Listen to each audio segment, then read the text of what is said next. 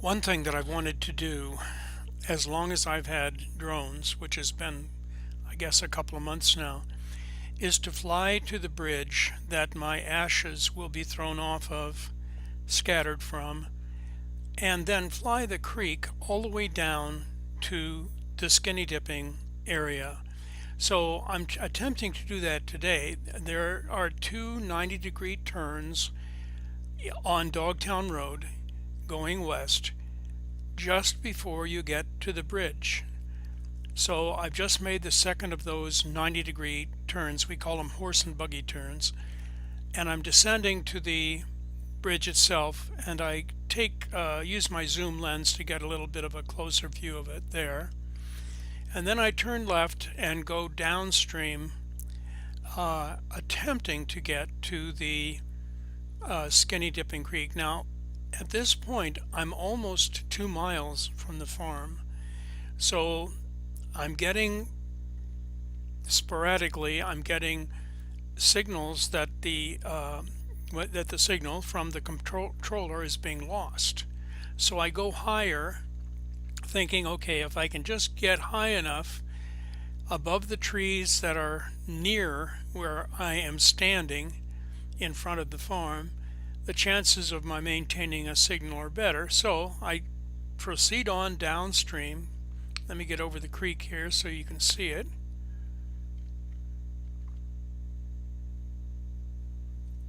That's Tom Ray's farm in the right side.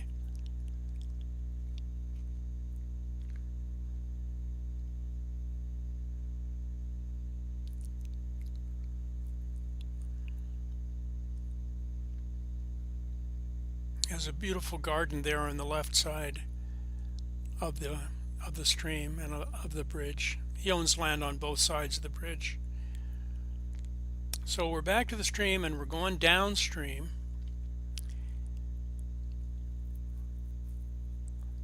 I figured, well, I'm going to be getting closer and closer the farther downstream I go, so surely I can maintain a signal, but it didn't turn out that way.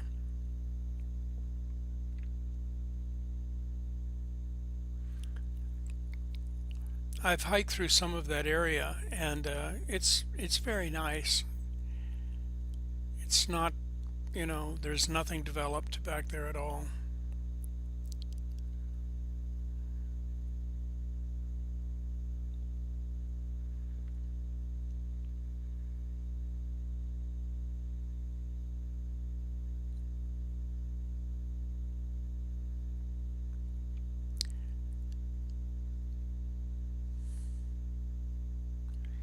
In areas where the creek is completely covered by trees, it's kind of disorienting.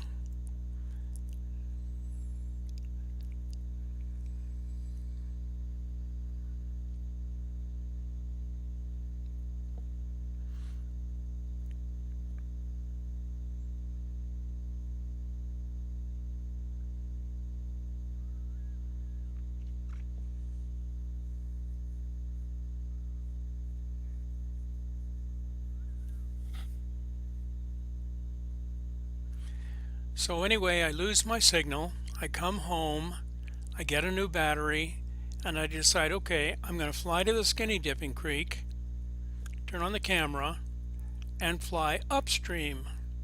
So that's what I'm doing now. I'm flying to the Skinny Dipping Creek, which is right below me there, and I'll turn the camera down so I can see it when we get over it.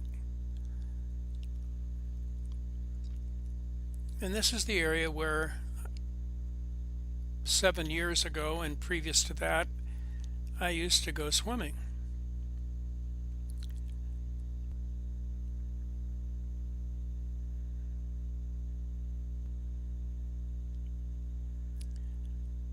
So I'm going to turn and go upstream as far as I can. I'm already pretty aware that I'm not going to make it all the way to the bridge, but I'll make it to one bridge, but I won't make it to the Scattering the Ashes bridge, the one over Dogtown Road.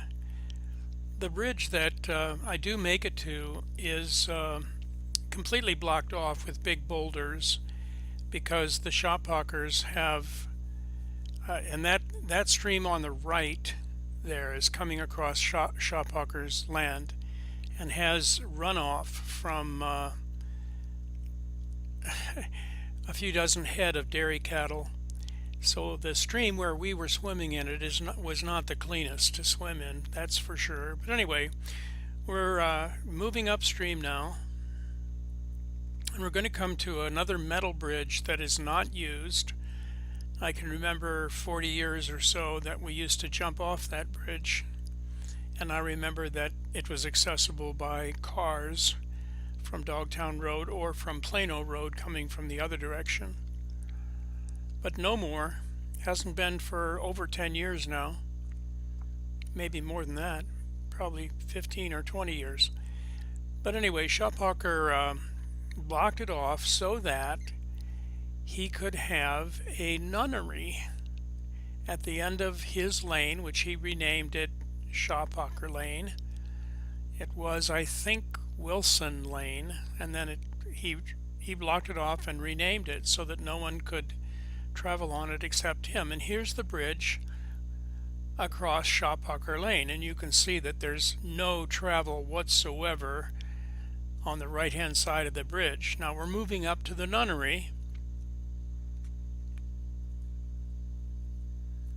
which is right there, and you'll notice that there's no cars and no action because the two nuns that lived there had made a contract with Shophawker that he would expand the nunnery so it was bigger and more nuns could live there. Well, for reasons unknown to me, he did not fulfill the contract. They sued him for $50,000 and won, and they moved to Clarksburg, and now they operate the EMS services out of Clarksburg. So back to the bridge and continuing on upstream. I don't get very far before once let me explain. Once the drone loses its signal, there's a fail-safe device built in that it will automatically return home because it knows where home is, and that's recorded on the aircraft. So even though it's completely lost its signal and there's no, let's say, visual signal like the one you're seeing here, even though the signals are completely broken with the controller, it knows where home is and it automatically turns around and starts flying home, which is what happens here in just a few more seconds.